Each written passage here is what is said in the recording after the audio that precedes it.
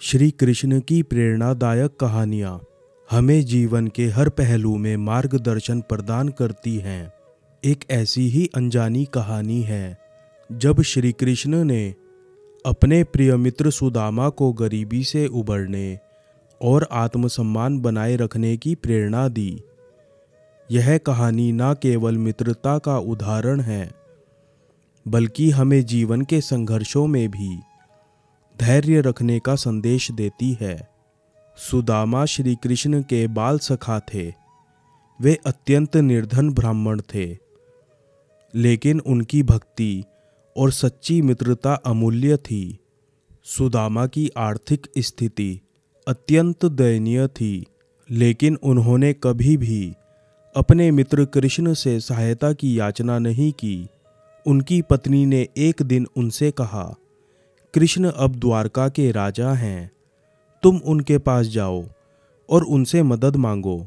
सुदामा को यह विचार अच्छा नहीं लगा, क्योंकि वे अपनी गरीबी को लेकर श्री कृष्ण से सहायता नहीं चाहते थे। लेकिन पत्नी के आग्रह पर वे द्वारका जाने को तैयार हो गए।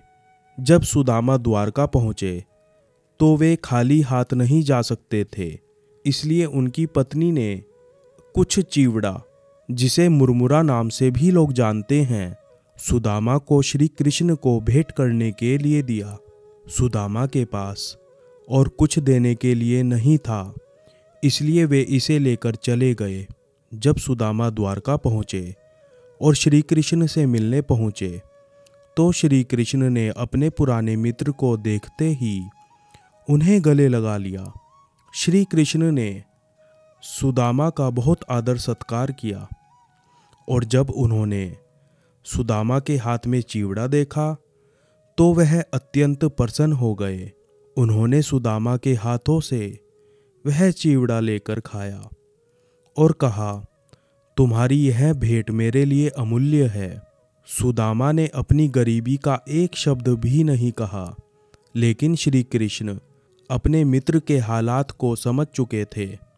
उन्होंने सुदामा से कुछ नहीं कहा, पर जब सुदामा अपने गांव वापस लौटे तो उन्होंने देखा कि उनका घर एक विशाल महल में बदल चुका था और उनकी गरीबी समाप्त हो चुकी थी। इस कहानी से हमें यह प्रेरणा मिलती है कि सच्ची मित्रता और भक्ति में किसी प्रकार की अपेक्षा नहीं होती। श्री कृष्ण ने सुदामा की गरीबी को दूर करके उन्हें यह सिखाया कि कभी भी आत्मसम्मान को खोकर किसी से कुछ मांगना नहीं चाहिए। उन्होंने सुदामा की सहायता बिना मांगे की, जिससे यह साबित होता है कि जब इंसान सच्चे दिल से ईश्वर या किसी मित्र से जुड़ा होता है तो उसकी हर समस्या का समाधान स्वतः मिल जाता है। यह कहानी हमें यह भी सिखाती है कि जीवन में संघर्ष तो होंगे, लेकिन धैर्य और विश्वास से हर परिस्थिति बदली जा सकती है। श्री कृष्ण ने सुदामा को न केवल धन दिया, बल्कि उन्हें आत्मसम्मान और विश्वास का महत्व भी सिखाया।